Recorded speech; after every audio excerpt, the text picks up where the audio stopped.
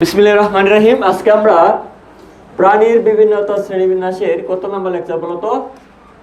কত? 6 নম্বর লেকচার। আজকে আমরা পড়ব প্রাণীর বিভিন্নতা শ্রেণীবিন্যাস ক্লাস 6। আচ্ছা, 6 মানে কি বলো তো? হেক্সা। হেক্সা মানে কি? 6। পরিফেরা পরের মধ্যে একটা শ্রেণী আছে, তার নাম হেক্সা দিয়া শুরু হয়। আমরা দেখব হেক্সা মানে কি মনে বলো তো? হেক্সা মানে 6। আচ্ছা, ক্লাস 6 আমরা শুরু করতেছি। এই পরিফেরায় ঢোকার আগে আমি আজকে একটা ছোট একটা টপিক পড়াবো, বেশি বড় না, আমার অল্প কয়েক মিনিট লাগবে। তো আমরা শুরু করতেছি একটা টপিক, তার নাম প্রতিসাম্যতা। কারণ এই টপিকটা পড়লে আমরা ভিতরের যখন পড়বো তখন মজা পাবো। প্রতিসাম্যতা। প্রতি মানে কি? প্রতিপক্ষ বলি না আমরা? প্রতিপক্ষ বলে প্রতিপক্ষ, ও আমার প্রতিপক্ষ, ঠিক আছে? প্রতিপক্ষ। প্রতি মানে বিরুদ্ধে বা বিপরীত। প্রতি মানে কি? বিপরীত। তাহলে প্রতি শব্দের অর্থ হলো, প্রতি শব্দের অর্থ হলো বিপরীত। বিপরীত, বিপরীত অংশ, বিপরীত অংশ, বিপরীত অংশ। আর সাম্যতা মানে কি? সমান। সাম্যতা মানে কি? সমান। অর্থাৎ বিপরীত অংশ সমান। বিপরীত অংশ সমান। প্রতিসাম্যতার মানে কি? বিপরীত অংশ সমান মানে কি? একটা পার্টের বিপরীত পার্ট দুইটাই পরস্পর সমান। যেরকম যদি আমরা বলি আমাদের মানুষ, আমরা মানুষ, আমাদেরকে যদি মিড লাইন বরাবর, এটা এখানে দেখো একটা মধ্যরেখা আছে আমাদের মিড লাইন বরাবর, হ্যাঁ, পেটের এখানে একটা দাগ দেখা যায়, এটা মিড লাইন। তো এই যে মিড লাইন বরাবর যদি আমি একটা মানুষকে কাটি, নাউজুবিল্লাহ, যদি কাটা হয় আর কি, হ্যাঁ, ধরো মরা মানুষ, মৃত মানুষ, এখন এটাকে আমরা মেডিকেলে কাটতেছি সাপোজ ধরো, তো মিড লাইন বরাবর যদি কাটি তাহলে দ্বিপার্শ্বীয় মানে দুইটা পার্ট সমান হবে। এক পাশে একটা হাত, আরেক পাশে আরেকটা হাত, এক পাশে একটা চোখ, আরেক পাশে আরেকটা চোখ, এক পাশে একটা কান, আরেক পাশে আরেকটা কান, এক পাশে একটা পা, আরেক পাশে একটা পা। তাহলে মানুষকে ভাগ করা যাবে সমান দুই ভাগে। এই পার্টটা তার বিপরীত পার্টের কি সমান না? এটাকেই বলে প্রতিসাম্যতা। অর্থাৎ এক পার্ট তার বিপরীত পার্টের সমান। সাম্যতা মানে সমান। আর প্রতি মানে কি? বিপরীত পার্ট, বিপরীত অংশ, বিপরীত অংশ সমান। তাহলে মানুষের এই পার্ট আর ওই পার্ট পরস্পর কি? সমান। তাহলে মানুষ হলো দ্বিপার্শ্বীয় প্রতিসম, দুই পাশ পরস্পর সমান। তাহলে প্রতিসাম্যতা অনেকগুলো প্রকারভেদ আছে। যদি আমরা কোনো একটা প্রাণীকে তার কেন্দ্রীয় অক্ষ বা যে কোনো তল বরাবর কেটে সমান অংশে ভাগ করতে পারি, ওটাকে বলে প্রতিসাম্যতা। তোমার খণ্ড করা লাগবে, বাট প্রত্যেকটা খণ্ড হওয়া লাগবে কি? সমান। যদি সমান অংশে ভাগ করতে পারি তাহলে প্রতিসম। ধরো একটা আপেল শামুক, আপেল শামুক, আপেল শামুকরে কিন্তু আমরা ইচ্ছা মতো ভাগ করতে পারবো না। সাপোজ ধরো একটা আপেল শামুক অপ্রতিসম। শামুক কি হবে? ধরো এই একটা শামুক, এটাকে তুমি ইচ্ছা করলেই সমান দুই ভাগে ভাগ করতে পারবে না, কারণ তার বডি পার্টটা এমন ভাবে আছে, তার বডি পার্টটা এমন ভাবে আছে, তাকে আমরা ইচ্ছা করলেই দুই ভাগে ভাগ করতে পারবো না, হ্যাঁ, সমান ভাগে ভাগ করতে পারবো না। এই শামুককে আমরা ইচ্ছা করলেই, দেখো যদি আমরা এখানে লাইন টানি, কখনোই তুমি এই তলে কাটো, এই তলে কাটতে দেখতেছো এই যে এই পার্টটা এখানে আসতেছে না। আবার এই তলে যদি আমরা কাটি তাহলে দেখো এই পার্টটা কি নিচের দিকে আছে, তাহলে সমান ভাগে ভাগ করা যাবে না। তাহলে শামুকটা কি প্রতিসম? অপ্রতিসম। শামুকটা হলো অপ্রতিসম। তাহলে একে ভাগ করলে আমরা সমান দুই ভাগ বা সমান ভাগে ভাগ করতে পারবো না। কিন্তু আমরা মানুষকে যদি ভাগ করি তাহলে কিন্তু সে হবে দ্বিপার্শ্বীয় প্রতিসম, মানে মানুষ প্রতিসাম্যতা দেখায় আর আপেল শামুক প্রতিসাম্যতা দেখায় না। তাহলে প্রতিসাম্যতার সংজ্ঞাটা তোমাদের পরীক্ষায় আসে যে প্রতিসাম্যতা কাকে বলে। আমরা প্রতিসাম্যতার সংজ্ঞাটা একটু লিখবো। লেখো প্রতিসাম্যতার সংজ্ঞাটা। কোনো প্রাণীকে যদি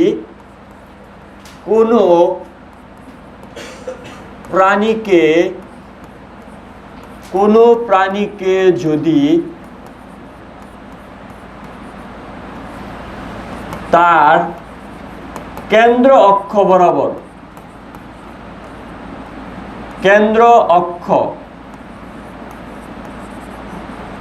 বা তল বরাবর, যে কোনো তলে, কোনো প্রাণীকে যদি তার কেন্দ্র অক্ষ বা তল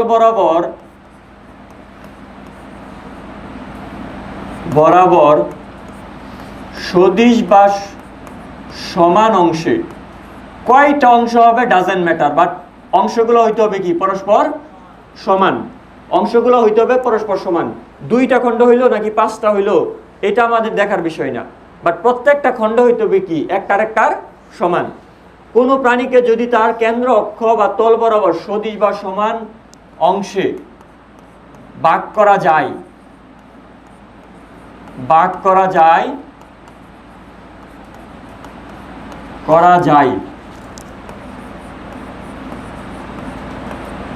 কোনো প্রাণীকে যদি তার কেন্দ্র অক্ষ বা কোনো একটা তল বরাবর সদিশ বা সমান অংশে ভাগ করা যায় তখন তাকে প্রতিসম বলে বা প্রতিসাম্যতা বলে। আর যে সকল প্রাণীরা প্রতিসাম্যতা দেখায় তাদেরকে বলে প্রতিসম প্রাণী, প্রতিসাম্যতা বলে। ক নাম্বারের জন্য সিকিউ এর সংজ্ঞাটা ইম্পর্টেন্ট। সিকিউ এর আমাদের এই সংজ্ঞাটা কতে আসে, সিকিউ এর কতে এই সংজ্ঞাটা আসে যে প্রতিসাম্যতা কাকে বলে। কোনো প্রাণীকে যদি তার কেন্দ্র বা তল বরাবর কেটে সমান বা সদিশ অংশে ভাগ করা যায়, ঠিক আছে, কেন্দ্র বরাবর বা তল বরাবর সদিশ বা সমান অংশে ভাগ করা যায়, তখন তাকে আমরা কি বলি, প্রতিসাম্যতা বলি। প্রতিসাম্যতার ইংরেজি নাম হলো সিওমেট্রি বা প্রতিসাম্যতা। আচ্ছা, এখন এই প্রতিসাম্যতার উপর ভিত্তি করে আমরা প্রাণীদেরকে 5 ভাগে ভাগ করতে পারি। লেখো, প্রতিসাম্যতার উপর ভিত্তি করে প্রাণীরা 5 ধরনের। প্রতিসাম্যতার উপর ভিত্তি করে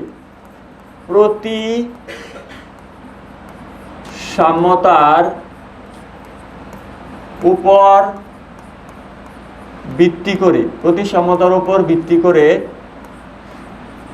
করে প্রাণীরা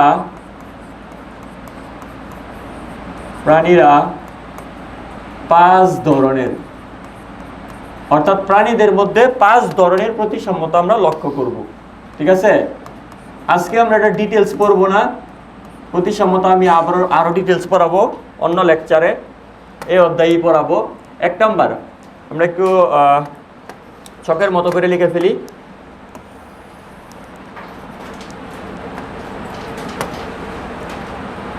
আমরা এই জায়গার মধ্যে লিখবো প্রতিসাম্যতার নাম, আর ওইখানে লিখবো কোন পর্বে দেখা যায়। ঠিক আছে, 5টা লিখতেছি, 1টা 2টা 3টা এই 4টা 5টা।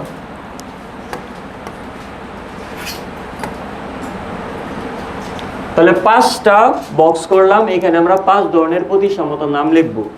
ফার্স্ট অফ অল আমি যেটা লিখবো সেটা হলো 1 নাম্বারটা, সেটা হলো দ্বিপার্শ্বীয় প্রতিসাম্য, যেটা মানুষের ক্ষেত্রে আমরা দেখলাম। মানুষকে সমান 2 ভাগে ভাগ করা যায় কিনা, যায়, মানুষকে সমান 2 ভাগে ভাগ করা যায়।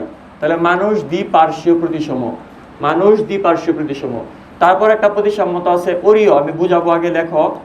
অরীয় প্রতিসাম্যতা একটু পরে আমি চিত্র আঁকতেছি। অরীয় প্রতিসম। তারপর আছে দ্বিঅরীয় প্রতিসম।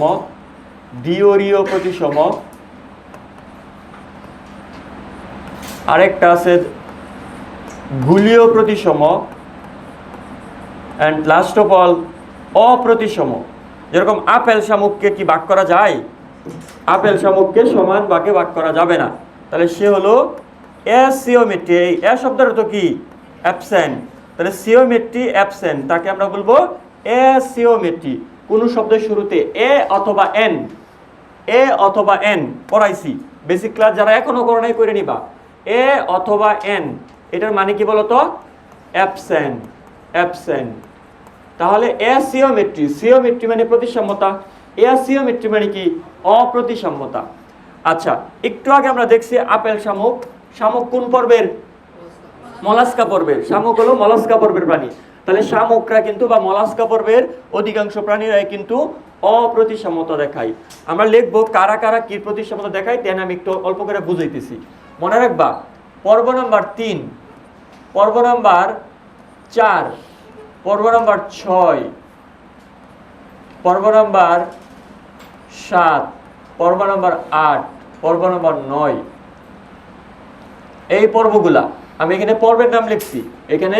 এখানে লিখছি কি, পর্বের নাম। 3 নাম্বার পর্ব দ্বিপার্শ্বীয় প্রতিসম, 4 নাম্বার দ্বিপার্শ্বীয়। 5 লিখি নাই, 5 লিখবো আমরা অপ্রতিসমর এইখানে, 5 লিখবো অপ্রতিসমর এইখানে। হ্যাঁ, এক যে আছে পরিফেরার মধ্যেও কি দেখা যায়, অপ্রতিসাম্যতা দেখা যায়। পরিফেরার স্পঞ্জ, পরিফেরা পর্বের প্রাণীদের নামের সাথে থাকে স্পঞ্জ। এই স্পঞ্জগুলোর মধ্যে বা পরিফেরা পর্বের প্রাণীদের মধ্যে অপ্রতিসমতা দেখা যায়, অর্থাৎ তাদেরকে আমরা সমান ভাগে ভাগ করতে পারি না। অরীয় হয়েছে দুই নম্বর পর্ব, নিডারিয়া, অরীয় প্রতিসম। দ্বিঅরীয়, গুলীয়, এগুলো তোমাদের মাইনর পর্বে, এগুলো মাইনর পর্বে পাওয়া যায়। উদাহরণগুলো আমরা পরে পড়ব। আই রিপিট, গুলীয় এবং দ্বিঅরীয় এগুলা মাইনর কিছু পর্ব আছে, ওই মাইনর পর্বে পাওয়া যায়। যেহেতু মাইনর পর্ব এখন আমরা পড়তেছি না, হ্যাঁ, মাইনর পর্বের উদাহরণগুলো আমরা পরে পড়ব, এখন পড়তেছি না। যেরকম গুলীয় প্রতিসাম্যতা দেখা যায় রেডিওলারিয়া নামক প্রতিষ্ঠাতে, বল বক্সে, ঠিক আছে, ওইগুলো আপাতত লাগবে না, এগুলো মাইনর পর্বে দেখা যায়। বাট আমাদের মেজর পর্বে যেগুলো দেখা যায় এগুলো আমাদের কিন্তু এখন লাগবে। প্রতিসাম্যতা নিয়ে আমি আরো কথা বলবো, ডিটেলসে কথা বলবো, প্রত্যেকটা ছবি আইকা বুঝাবো। তুমি আপাতত মনে রাখো দ্বিপার্শ্বীয় প্রতিসম কারা কারা দেখায়, 3, 4, 6, 7, 8, 9, মোটামুটি তুমি জাস্ট মনে রাখবা অরীয় 2, অপ্রতিসম 1, 5, আর বাকি সবাই কি দ্বিপার্শ্বীয়।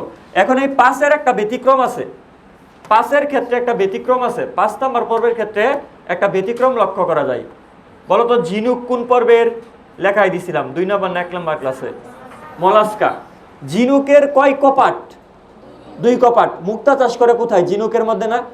আমাদের এলাকায় ওই যে ঝিনুকের ভিতরে যা থাকে মাংসটা, ওটা কিন্তু ওই যে হাঁসকে খাওয়াই, হাঁসের বাচ্চাকে খাওয়াই, ওইগুলোকে আমরা বলি সিনুই। আমাদের এলাকায় ওইটাকে বলে আঞ্চলিক অ্যাকসেন্টে সিনুই বলে ঝিনুককে। তো এটা হাঁসকে খাওয়াই, ভিতরে যে মাংসটা আছে এটা হাঁসকে খাওয়াই। তাহলে বলো তো ঝিনুকের কয় কপাট? তাহলে বলো তাকে সমান 2 ভাগে ভাগ করা যাবে কিনা? যাবে। তাহলে ঝিনুক মলাস্কা পর্বের হলেও সে ব্যতিক্রম, তার মধ্যে দ্বিপার্শ্বীয় প্রতিসাম্যতা দেখা যায়। তাহলে আমরা লিখবো ব্যতিক্রম। 5 নম্বরের ক্ষেত্রে আপেল শামুক আমরা দেখছি অপ্রতিসম, কিন্তু ঝিনুকটা কি? ব্যতিক্রম। তাহলে লেখো ঝিনুক এটা ব্যতিক্রম। ঝিনুক কি? ব্যতিক্রম। তার মধ্যে কোন প্রতিসাম্যতা দেখা দিবে? তুমি দেখো, জাস্ট চিন্তা করো কোন প্রতিসম, তাকে 2 ভাগে ভাগ করা যায়। ঝিনুককে কি করা যায়? 2 ভাগে ভাগ করা যায়, ঠিক আছে। তাহলে ঝিনুক কোন প্রতিসম দেখা দিবে? দ্বিপার্শ্বীয়। তাহলে ঝিনুকের মধ্যে দেখা দিবে দ্বিপার্শ্বীয় প্রতিসাম্যতা, সে দেখাবে দ্বিপার্শ্বীয় প্রতিসাম্যতা। ঝিনুকের মধ্যে দ্বিপার্শ্বীয় প্রতিসাম্যতা দেখা দিবে। অন্যান্য মলাস্কা যেরকম আপেল শামুক, হ্যাঁ, শামুকের ক্ষেত্রে কি প্রতিসাম্যতা দেখা দিবে? অপ্রতিসাম্যতা, ঠিক আছে। এই কপাটের ইংরেজি জানো তোমরা? বাল্ব।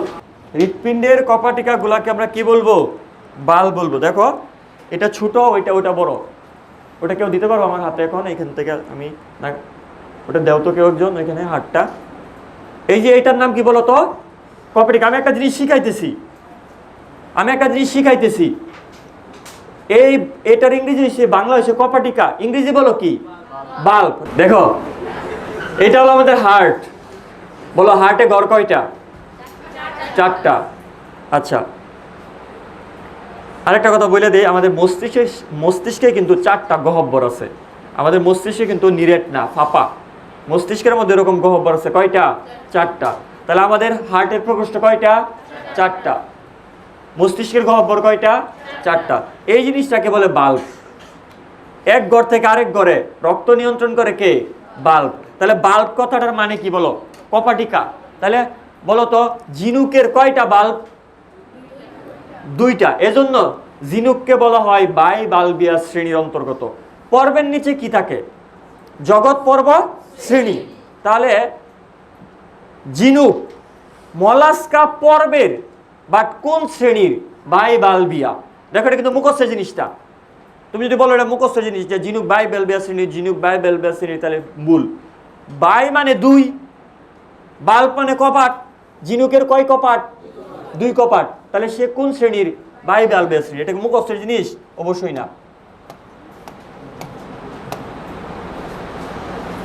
এই বাইবাল্বিয়া এটা হলো ঝিনুক, ঠিক আছে। ঝিনুকের কয় কপাট? 2 কপাট। ঝিনুকের 2 কপাট। ঝিনুকের 2 কপাট। এই যে দেখো এটা খোলা অবস্থায় আছে, এখন মৃত ঝিনুক আর কি এটা। তো এই যে এর 2 কপাট, এই যে এরকম এখন খোলা অবস্থায় আছে 2 কপাট, তাহলে এটা কোন শ্রেণী? বাইবাল্বিয়া। এটা কি মুখস্থের জিনিস? অবশ্যই না, কিন্তু ম্যাক্সিমাম স্টুডেন্ট এগুলোকে মুখস্থ করে। বাই বাল বিয়া, ঠিক আছে? বাই মানে দুই, বাল্ব মানে কপাটিকা, তার দুই কপাট, তাহলে ঝিনুক এটা একটা ব্যতিক্রম। ঝিনুক কি ব্যতিক্রম? এখন না এরকম প্রশ্ন করবে, নিচের কোনটা অপ্রতিসাম্যতা দেখায়? ঝিনুক বলে নাই, বলে দিছে কি বাই বাল বিয়া। বুঝতে যাবে? ঝিনুক মানে অপশনে ঝিনুকই নাই, অপশনে ঝিনুকই নাই। বলছে বাই বালবিয়া, গ্যাস্ট্রোপোডা, হেক্সোপোডা, আর্থোপোডা, মানে সামথিং এর কিছু একটা দিয়ে দিবি। তাহলে তোমার বুঝতে হবে ঝিনুক এটা কোন শ্রেণীর? বাই বালবিয়া শ্রেণীর। বাই বালবিয়া, তার ক্লাসের নাম কি? বাই বালবিয়া। তার শ্রেণীর নাম হলো বাই বালবিয়া, ঠিক আছে? বাই বালবিয়া। দুইটা কপাট আছে, তার দুইটা কপাট আছে, এজন্য তাকে আমরা বলি বাই বালবিয়া। ওকে, আরেকটা ব্যতিক্রম আমরা দেখব আটের ক্ষেত্রে। আটের ক্ষেত্রে একটা ব্যতিক্রম আছে, আটের ক্ষেত্রে একটা ব্যতিক্রম আছে। তাহলে পাঁচের ক্ষেত্রে আমরা একটা স্টার্ট দিয়ে রাখছি, পাঁচের একটা ব্যতিক্রম আছে, আর আটের ক্ষেত্রেও কি আছে? একটা ব্যতিক্রম আছে। তো তোমরা এখানে টান দিয়ে কোন এক জায়গায় লেখো, আমি নতুন করে লিখতেছি। আট, পর্ব নাম্বার 8, পর্ব নাম্বার 8-এর ক্ষেত্রে এইখানে মনে রাখবা লার্ভা দশায় আমরা যে 8 লিখছি এখানে, ওটা অ্যাকচুয়ালি লার্ভা দশার প্রতিসাম্যতা। লার্ভা দশার প্রতিসাম্যতা একরকম, আর পরিণত প্রাণীর প্রতিসাম্যতা কি আরেক রকম। পরিণত প্রাণীর প্রতিসাম্যতা কি আরেক রকম। এটা বোঝানোর আগে তোমাকে একটু অরীয় প্রতিসাম্যতা বুঝাইতে হবে। অরীয়, ধরো কারো, যেরকম ধরো কোনো একটা হাইড্রা অথবা কোনো একটা জেলিফিশ অথবা কোনো একটা নিডারিয়া পরের প্রাণী, তার শরীরে এরকম 3টা কোষিকা আছে। আমি মুখটা হাইপোস্টোমটা জুম করে দেখেছি, এটা তোর উপর থেকে দেখতেছি হাইপোস্টোমটা। আচ্ছা, মুখটা, মুখের মধ্যে 3টা কোষিকা আছে। এখন বলো তো এইটাকে তুমি কখনোই সমান দুই ভাগে এভাবে কাটলে সমান দুই ভাগে ভাগ হবে? বা তুমি যেভাবে ইচ্ছা কাটতে চাও সমান দুই ভাগে ভাগ করতে পারবা না, একদিকে দুইটা চলে যাবে। এখন এটাকে তাহলে আমরা কিভাবে ভাগ করব? আমাদের ভাগ করা লাগবে সমান অংশে। কয়টা হয়েছে ওটা ব্যাপার না। এখন আমি একটা কাজ করতে পারি, কেন্দ্র যে আছে তার কেন্দ্র থেকে যদি আমি ছুরি চালাই, ধরো কেন্দ্র পিজ্জার মতো করে এখন কাটবো। পিজ্জার মতো করে যদি কাটি, দেখো পিজ্জার মতো করে যদি আমি কাটি, তাহলে দেখো তো সমান 3 ভাগে ভাগ হয়েছে কিনা। আমার সমান ভাগে প্রত্যেকটা ভাগ লাগবে সমান। কয় ভাগ হয়েছে ওটা ব্যাপার না। তাহলে যেহেতু আমরা কেন্দ্রীয় অক্ষ থেকে কাটা হয়েছে, এখানে কেন্দ্রীয় অক্ষ থেকে কাটা হয়েছে, এটা কি এভাবে পোয়াটা কাটা হয়েছে? অর্ধেকটা কাটা হয়েছে না? ব্যাসার্ধ, আমরা ব্যাস বরাবর কাটছি নাকি ব্যাসার্ধ? পিজ্জার মতো করে কাটছি, অথবা বার্থডের কেক যেভাবে আমরা কাটি ওভাবে কাটছি। তাহলে এইটা হলো অরীয় প্রতিসাম্যতা। যদি কেন্দ্র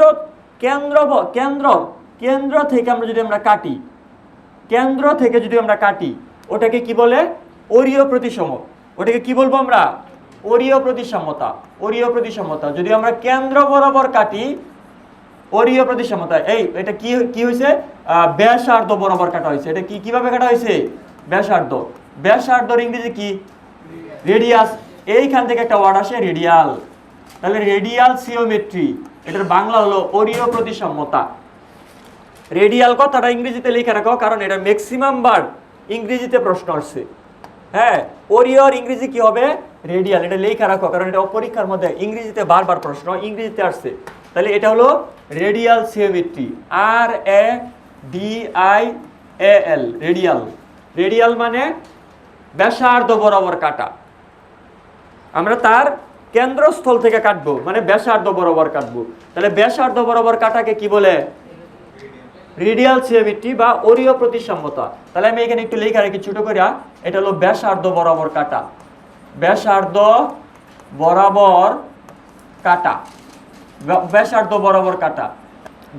বরাবর যদি কাটি, তখন ওটাকে বলে অরীয় প্রতিসাম্যতা। আর অপ্রতিসাম্যতা বুঝলেই কোনোভাবে ভাগ করা যাবে না। দ্বিপার্শ্বীয় কি? সমান 2 ভাগে ভাগ হবে। 2 ভাগে ভাগ হলে ওটাকে কি বলবো? দ্বিপার্শ্বীয়। আর প্রতিসাম্যতার ক্ষেত্রে কখনো অভ্যন্তরীণ জিনিসে আমরা নজর দিব না, বাহ্যিক জিনিসে নজর দিব। তুমি বলতে পারো ভাই আমাদের লিভার তো এক পাশে আছে, তাহলে লিভার তো হইল না, এক পাশে চলে গেল।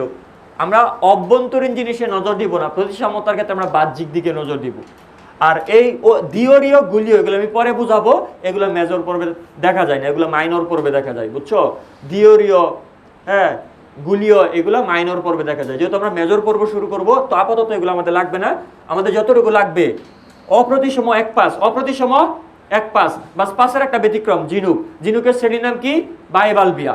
তারপর ওরিওকে 2, আর বাকি সবগুলা কি?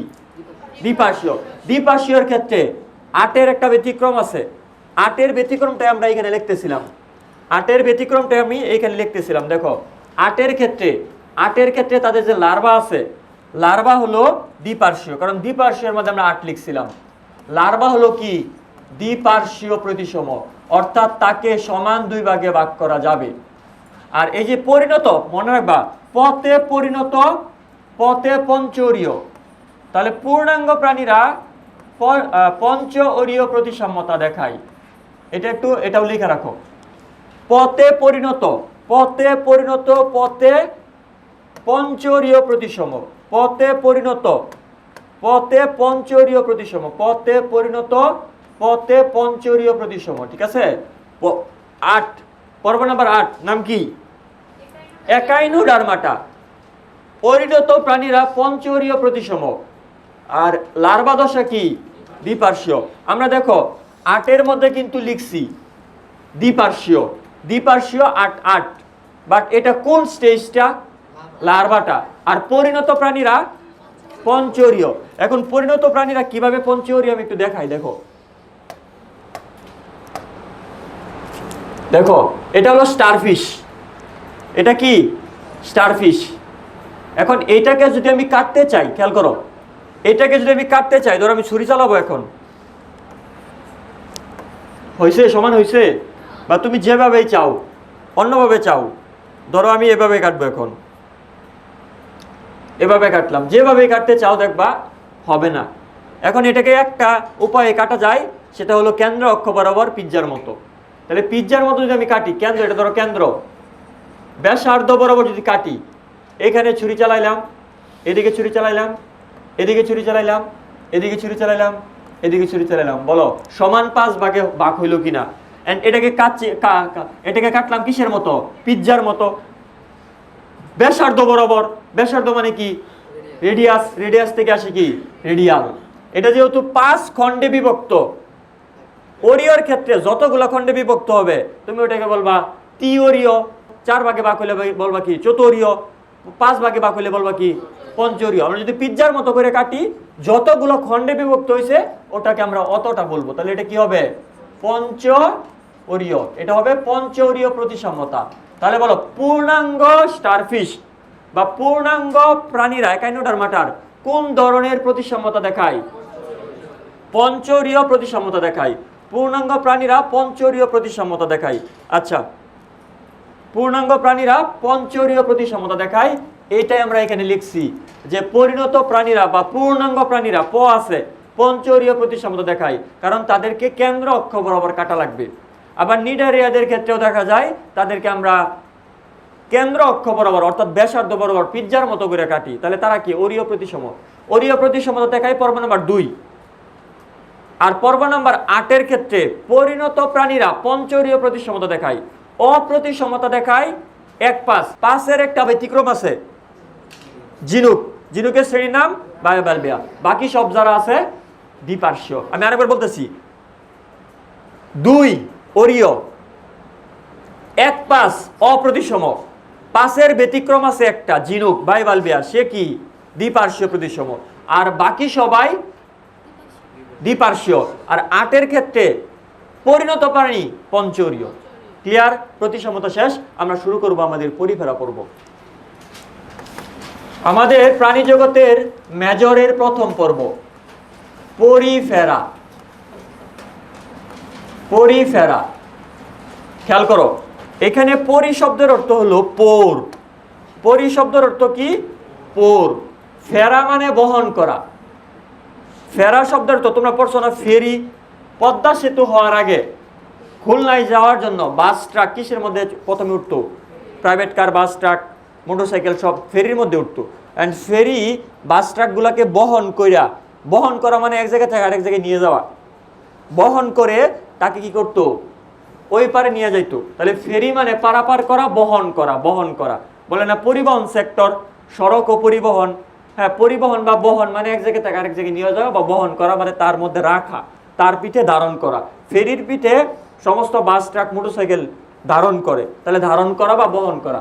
পরি শব্দের অর্থ পোর, পোর শব্দের অর্থ ছিদ্র, পোর শব্দের অর্থ কি, ছিদ্র। আর ফেরা শব্দের অর্থ ফেরি, ফেরি মানে বহন করা বা ধারণ করা, বহন করা বা কি করা, ধারণ করা, বহন করা বা ধারণ করা। এই পর্বের প্রাণীরা অর্থাৎ পরিফেরা পর্বের প্রাণীরা তাদের শরীরে অসংখ্য পোর বহন করে। এত পোর তুমি অন্য কোনো পর্বের প্রাণীতে পাবা না। এদের শরীরে অসংখ্য পোর আছে। পরিফেরা পর্বের প্রাণীতে কি আছে, অসংখ্য পোর আছে। এই দেখো তাদের শরীরটা একদম ছিদ্রাল, মনে হয় যে গুলি করে একদম জাজরা করে ফেলছে, ঠিক আছে। এই ছিদ্র ছিদ্র ছিদ্র ছিদ্র ছিদ্র ছিদ্র ছিদ্র ছিদ্র, এই ছিদ্র, অনেকগুলা ছিদ্র, ছিদ্র ছিদ্র ছিদ্র ছিদ্র ছিদ্র ছিদ্র। তাহলে পরিফেরার নাম কেন পরিফেরা?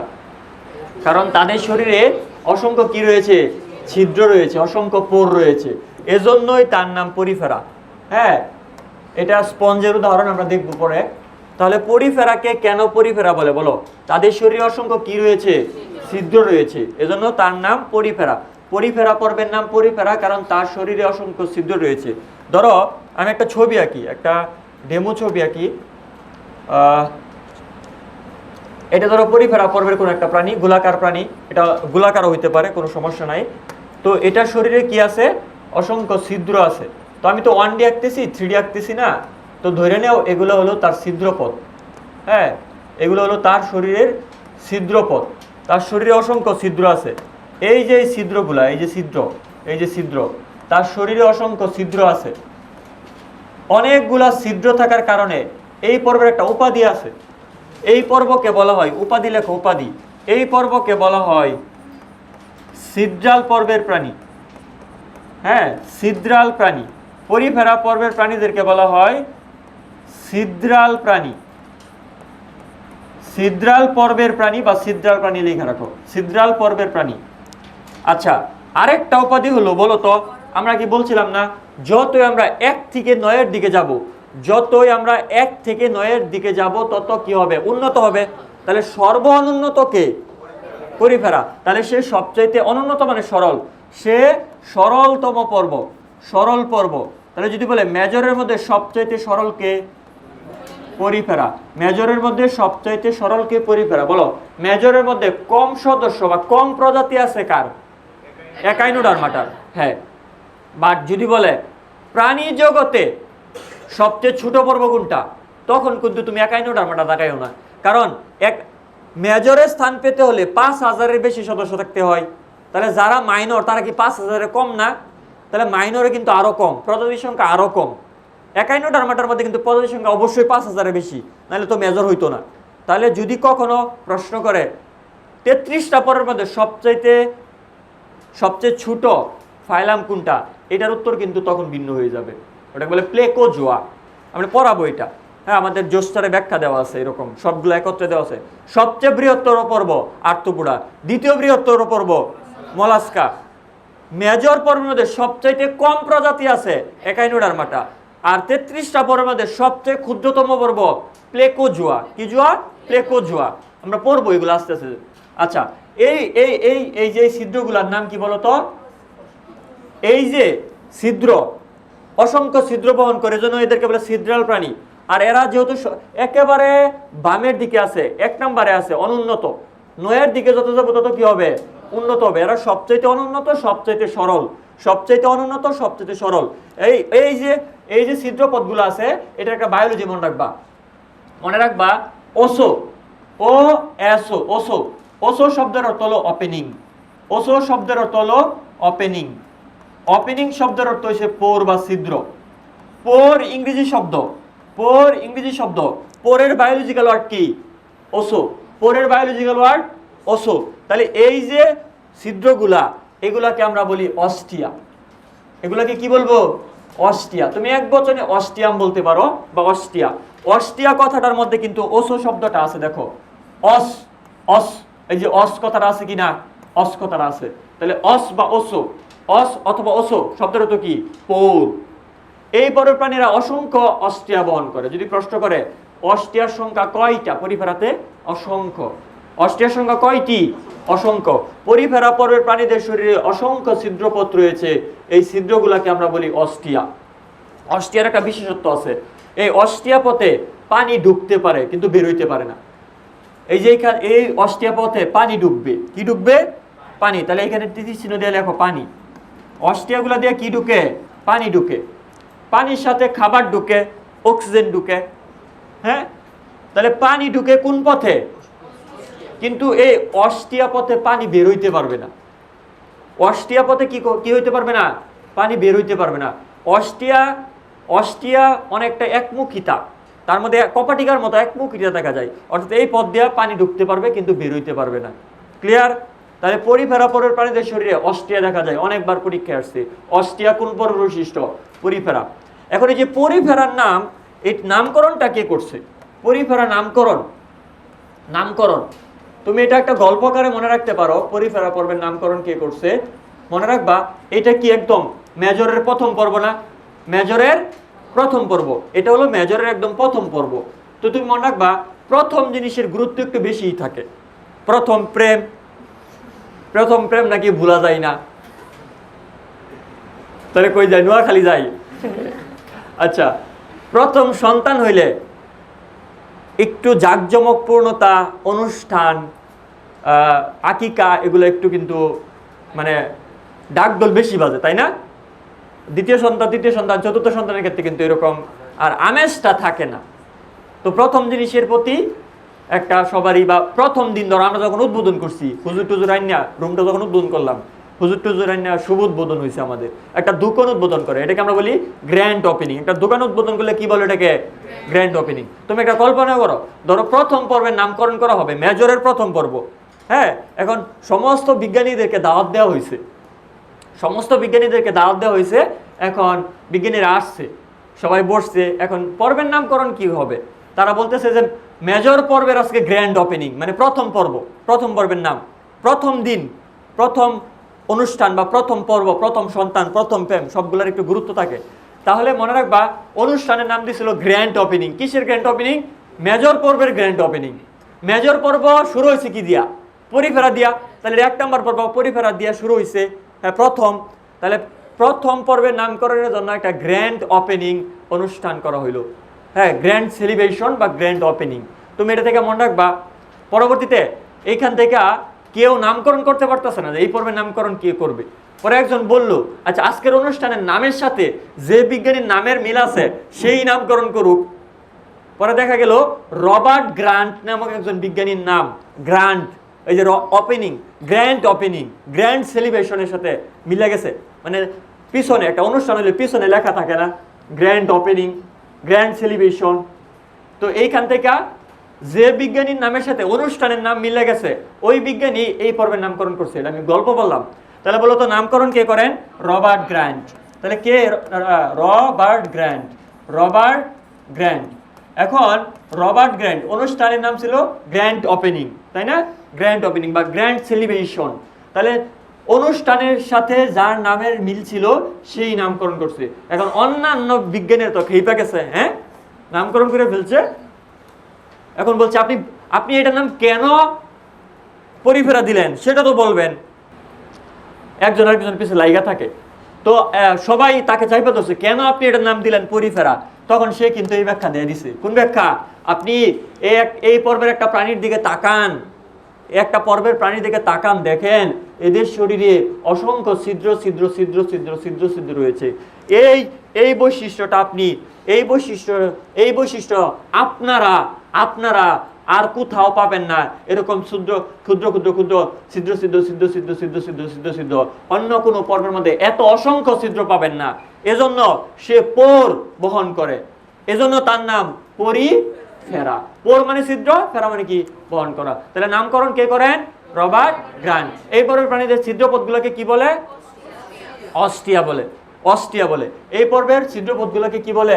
অস্টিয়া বলে। তোমরা একটা কথা মনে রাখো, পর্ব নাম্বার 1, 2, 3 সবাই উভলিঙ্গি। 1, 2, 3 এটা একটু রাফ লেখা রাখো কোনো এক জায়গায়, তারা উভলিঙ্গি। 1, 2, 3 কি? উভলিঙ্গি। পর্ব নাম্বার 1, 2, 3 উভলিঙ্গি। পর্ব নাম্বার 1, 2, 3 উভলিঙ্গি।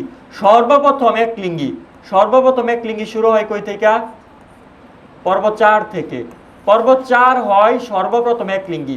তোমাকে যদি প্রশ্ন করে একলিঙ্গি, একলিঙ্গি মানে কি? পুরুষ এবং স্ত্রী আলাদা না? নারী পুরুষ আলাদা। একলিঙ্গি মানে নারী পুরুষ আলাদা। এটা একটু মনে রেখো, এখানে নারী পুরুষ আলাদা। নারী পুরুষ আলাদা আলাদা, দুইজন। নারী পুরুষ আলাদা। একলিঙ্গি মানে নারী পুরুষ আলাদা। আর উভলিঙ্গি মানে কি?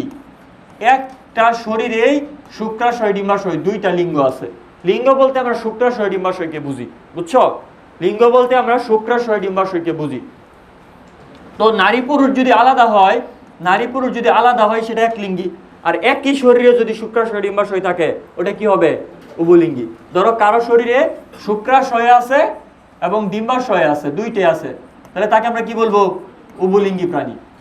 আর এটার ক্ষেত্রে, নারীদের ক্ষেত্রে এটা কিন্তু পুরুষের সাইন, আর এটা হলো নারীদের সাইন। একটা গুল, তারপরে সে একটা আয়নার ডান্ডা। রূপচর্চা করে মেয়েরা, এটা হলো আয়না ডান্ডা। আর আগেকার পুরুষরা কি করতো? তীর ধনুক দিয়ে কি করতো? শিকার করতো। তাহলে এটা হলো তীর। এই যে তীরের যে অগ্রভাগটা, তীরের যে অগ্রভাগটা এটা হলো পুরুষের সাইন। তীর, গুল দিয়া একটা তীর, এটা হচ্ছে পুরুষের সাইন। আর গুল দিয়া একটা আয়নার ডান্ডা, রূপচর্চা, এটা হচ্ছে মহিলার সাইন। কথা বুঝছো? তাহলে এক লিঙ্গীদের ক্ষেত্রে নারী পুরুষ আলাদা, অর্থাৎ পুরুষের ক্ষেত্রে শুক্রাশয় তৈরি হবে আর নারীতে কি তৈরি হবে? ডিম্বাশয় তৈরি হবে। তাহলে এক লিঙ্গি কারা? সর্বপ্রথম এক লিঙ্গি কারা? পর্ব 4। সর্বপ্রথম এক লিঙ্গি পর্ব 4।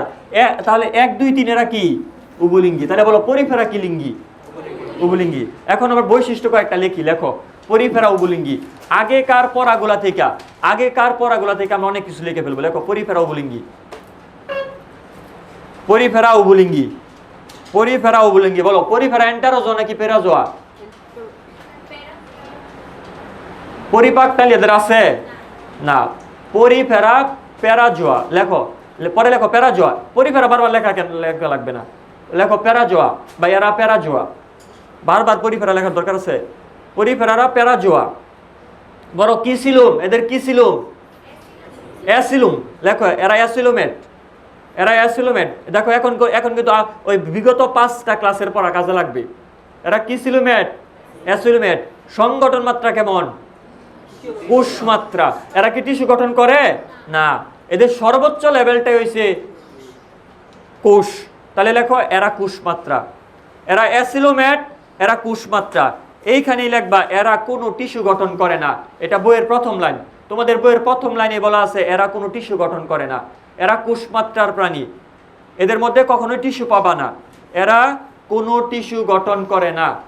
এরা কোনো টিস্যু গঠন করে না। বলো তো মেজর পর্ব যেহেতু এককোষী নাকি বহুকোষী? 100% বহুকোষী। মেজর পর্বে স্থান পেতে গেলে অবশ্যই তাকে কি হইতে হবে? বহুকোষী হইতে হবে। লেখো বহুকোষী।